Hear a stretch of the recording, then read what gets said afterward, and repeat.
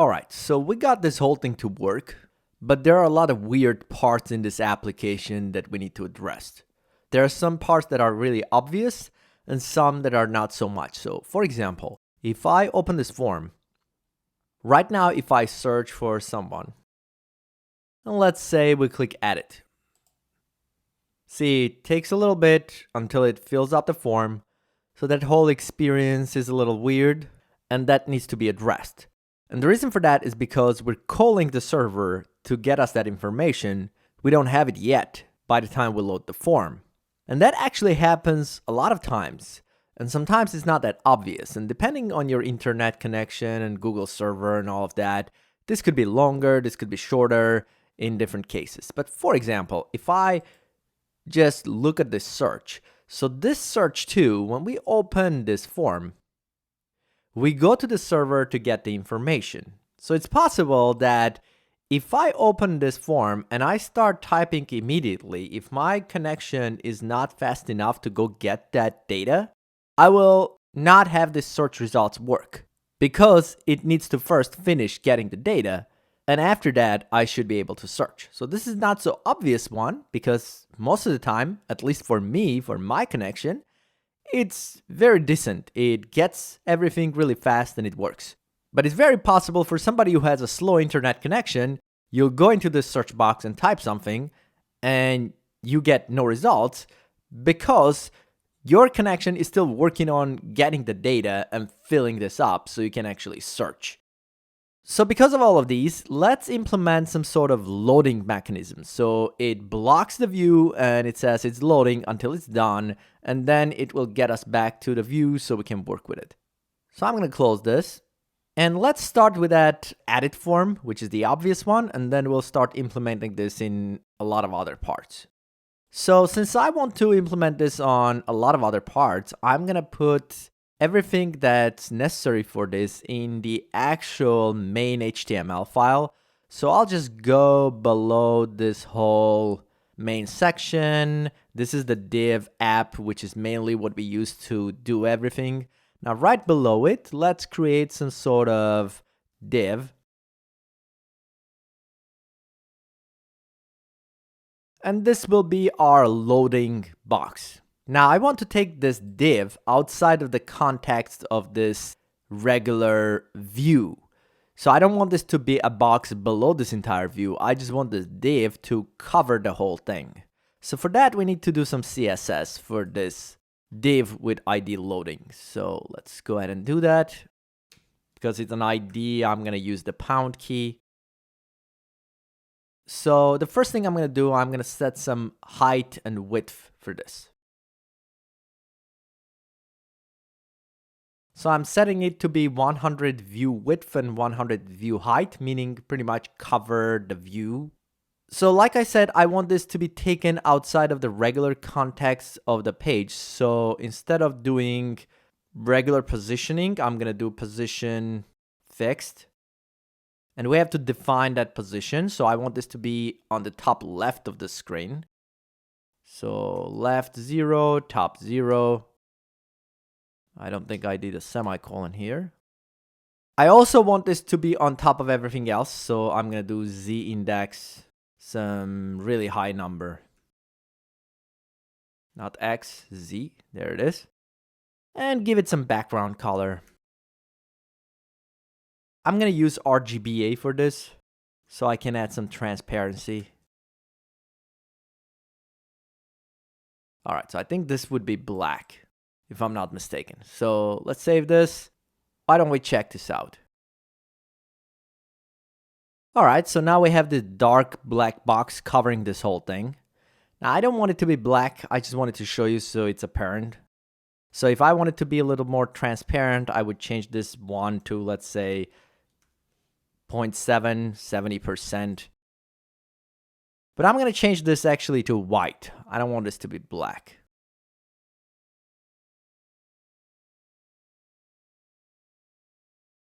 Which means now we got this. So we could do less transparent if we wanted to. Doesn't matter. So right now, let's do 90%. Good. So we got this loading thing that covers the whole thing. Now I want some sort of spinning thing in there. So let's go to Bootstrap and get it. Spinners. I don't know. How do you pick one? I'll just go with this. The second one this time. And that should be right inside of this div. So we probably want to put this in the middle someplace. So let's see if there's an example of the correct way of doing it. So this text center.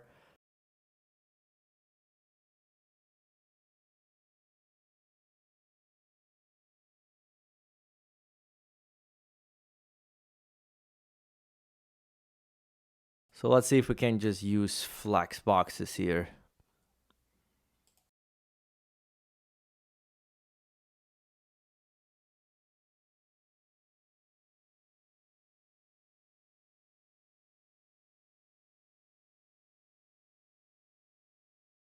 And let's do justify content center. Okay, let's try this. All right, that's centered this way. Now let's try to kind of put this somewhere down here.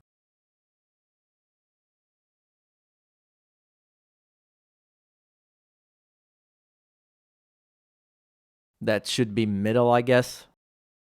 Let's see what that looks like for this. Now that I'm looking at this, I'm not even sure I chose the right spinner. Maybe I should have that turning thing, but it doesn't matter. So by default, I'm gonna hide this for now. I'm curious what happens when you have both dnone and dflex at the same time. So it still shows up. So dflex kind of takes over, I guess. Let's try invisible instead. Good. Okay, so we have that thing now that we should be able to kind of bring back. And let's try to implement that on that edit. So right now, as we click on that edit button, we want to get that to pop up and then wait until this is done. So let's find the place where we actually get that information. See, after edit view loads, what do? We call Google server to go get this information about this person. And then after a while, this information comes back and we basically fill this up. So what we want to do, we want to be able to basically activate that loading thing here right before we start calling this, maybe even here.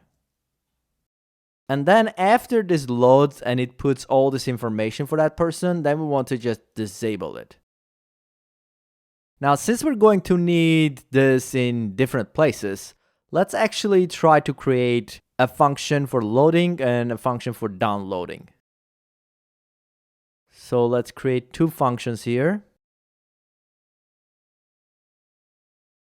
So this will be a function called loading start. And what we'll do, we'll simply find that element with that ID. And to that class list of that element, we either need to add invisible or remove invisible. Right now, we're gonna remove invisible to display it. And then we need another function that does exactly the opposite of this. So this will add that class. Good. So let's go now use these functions. Loading start, loading end. So I'm going to go to that edit thing. And right here, I'm going to start loading. And when we're done, we're going to use the other function to stop it. Let's go check this out.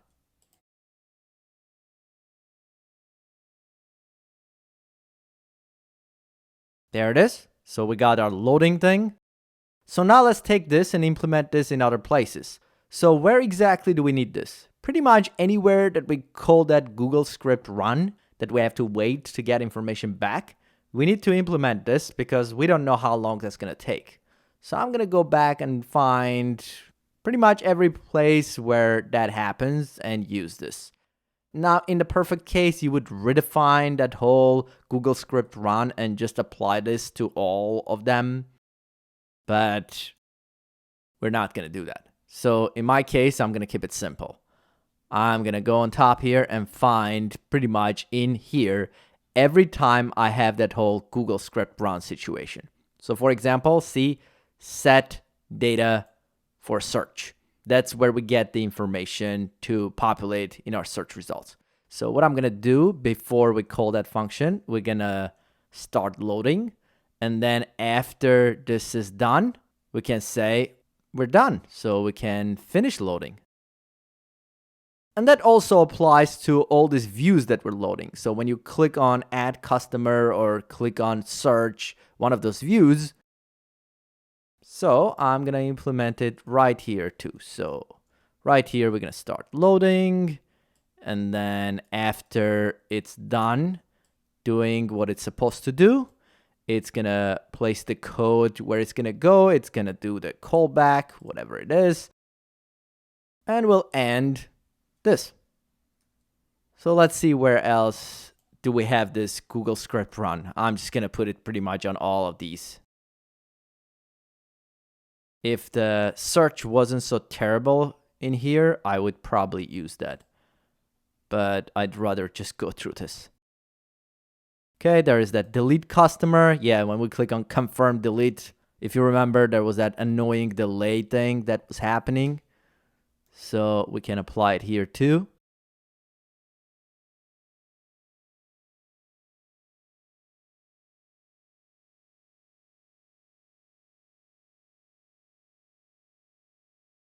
So this one is that saving part. When we added the customer, we do have that save success message. So I'm not sure if I want to do it for this one too. I'll look at this one and come back to this. Add customer, this one as well. That whole situation happens. Not sure for that. But for now, I think those are the only two left.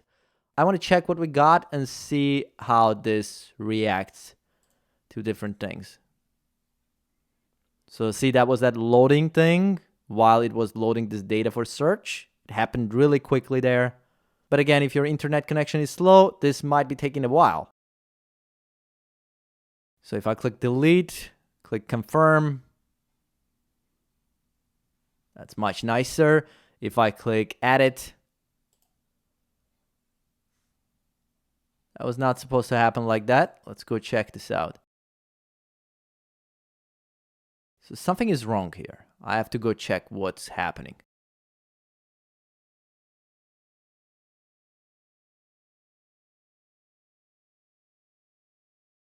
Okay, I think I have an idea because the view is loading. I don't know where exactly I placed that loading end. It's probably after the callback I did that. So let's go check this out. Yeah, I did it after the callback, and that's why we're getting this. So I think I'm going to place this above the callback function. Save this. Let's take a look again.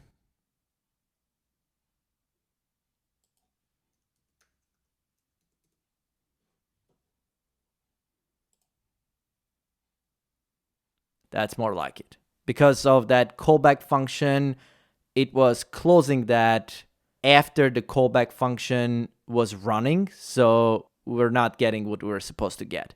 So good. Now we have this. If I do cancel changes, which needs to load the data again. If I go to add customer, that loads this. Now this is the part that I wasn't sure. So if I click on add customer, do I want that loading or no? You know what? I probably do because that was kind of weird. I click, I wait. That was not a nice experience.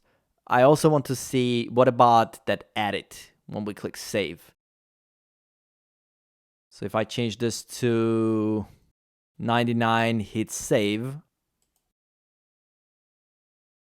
Again, that's kind of weird. So I'm going to add it to these two. This is that added customer. So we're grabbing this information for this customer and we run. So I think I'm going to put this right here on top. And then after this is done, immediately after that, we'll just stop this. So this is that saved message. I could have done this after this message shows up too. So that's that. Let's also do this for add customer. So again, we start. This does what it's supposed to do, and then we do end. I don't want to do this after the set timeout because that's where that green message shows up and after 2 seconds it goes away, but saving is done.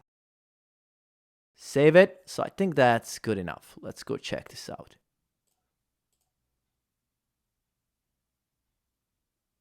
See, sometimes it takes longer, sometimes it takes a few milliseconds. Click add customer. Done. Then the message disappears. Now let's do that edit to.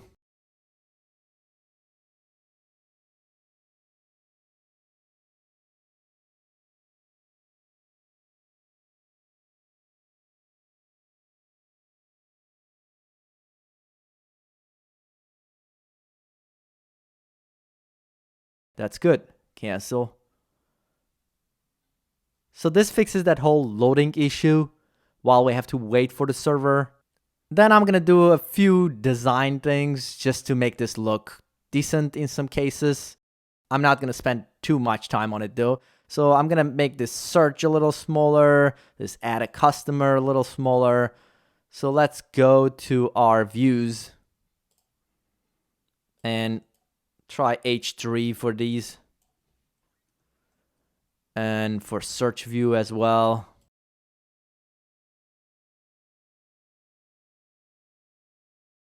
Okay, I think that's better. I need a little space above this search, I think. Above this one too, and probably have this one say like find customer instead of saying search. And I'm probably just gonna push everything below this navigation instead of individually doing these items. So let's go find our navigation.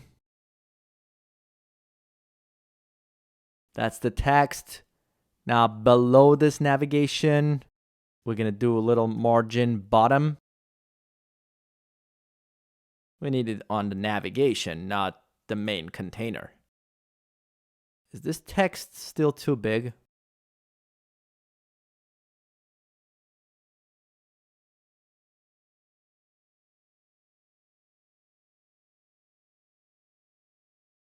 Good. And that whole message thing that was showing up on confirmation right up next to the button. So again, I'm going to add a little margin on the top of that. So I think we have 2 of those messages. Where are they? One is here. See this alert. So I'm going to do margin top and do the same for that edit view, which has a similar thing going on. All right, let's test this.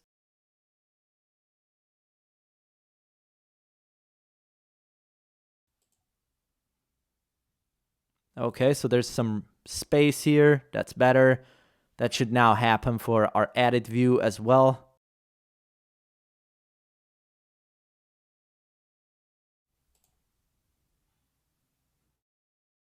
Some spacing here too. This added customer is huge.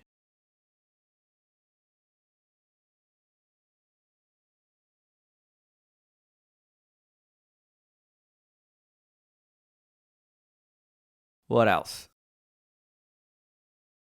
So these buttons could be a little smaller.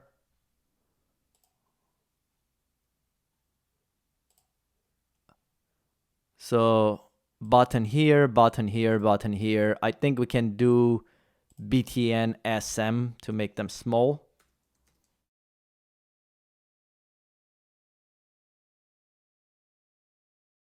Okay, that's better. We might also add some lines in this table, maybe. Let's go check out how it works in Bootstrap. Table bordered on the table. Okay, copy that, go back. Where's the table? There's a table.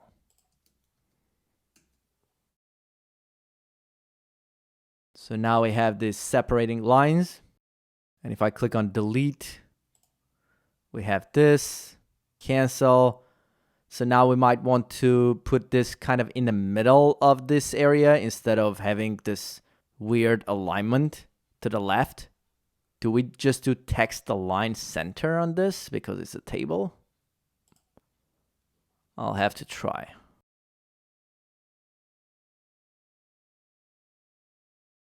This is all flex boxes.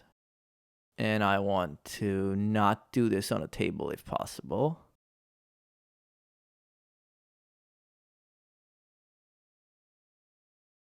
Text center maybe? Okay, let's try to add this class to those columns and see what happens. So this is one column, this is the second column.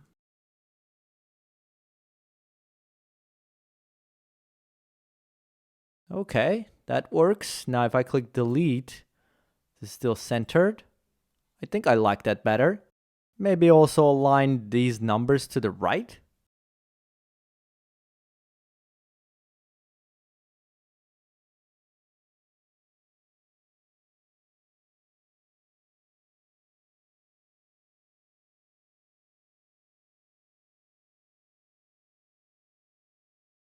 So the second one was the heading here. Sure, I think that's good enough. Do they have a little more condensed table, or do we have to change the classes for all of this? Oh, table small apparently. Okay, let's try this. That might be nicer. And if not, we'll take it out, right? So table, let's also add table small to this. Yeah, that's actually pretty good. I don't like how this is close up next to this border for this text. So I think I'm going to add a little padding to the right. So that's that customer ID. So I think PR1 should be padding right 1. So let's add that to the heading as well.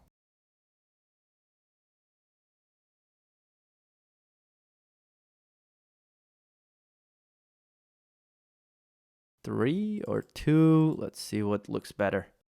I think 2 would be okay. I'm going to change it to 2.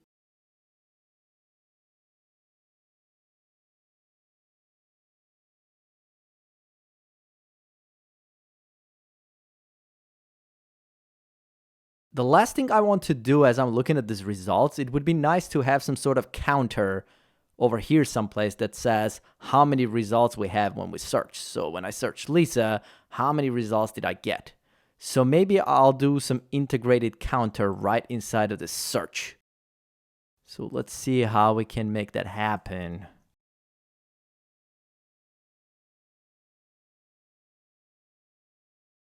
Input group, probably that's what I'm looking for. Okay.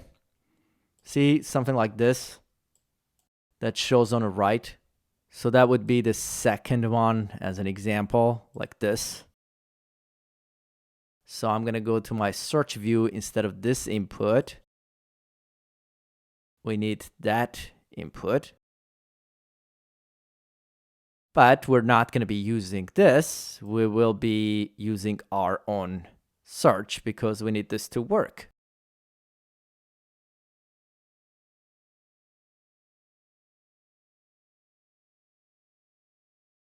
And over here should be that right side of this. So I'm going to remove this ID out of here. Let's actually put that ID back. And we'll call this search counter. So for now, let me actually put some text here. All right, so all of this works. We just want to make sure we can get this to update our record count. Now I'm curious what happens when this is empty.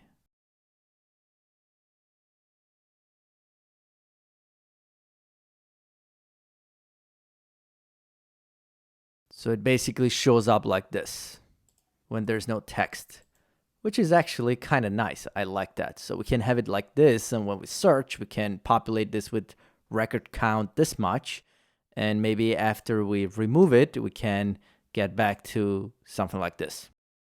So this is the search counter. So let's go to that search functionality and add this to it. I'm going to go find that search function. So how do we want this to work? After the search starts, we take the input, right? We find all of these results, which will be populating in this results array. And based on that, we should be able to tell how many results we actually have. So at this point, when I have this results array, I should know how many results I have. So I can do this. I can simply just populate that search counter. That would be the text content with the actual search count we get from results. And we can get it by getting the length of this array, results array. So let's actually place it right in here. We'll say record count and concatenate the length of this array. So I'm going to test this really quickly to see what happens.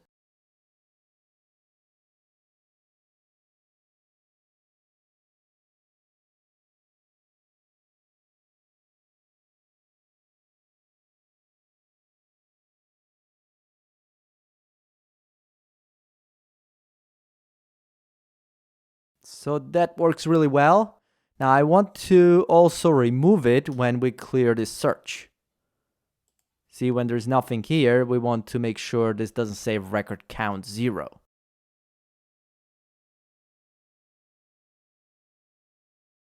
So I guess we're only going to do this if the search input is not blank. So what I'll do, I'll just do this.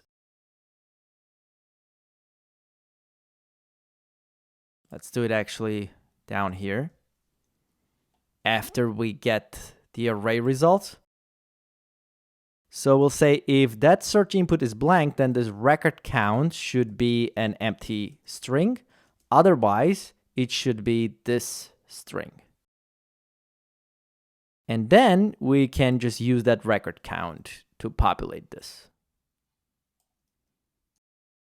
Save this. Let's go check this out.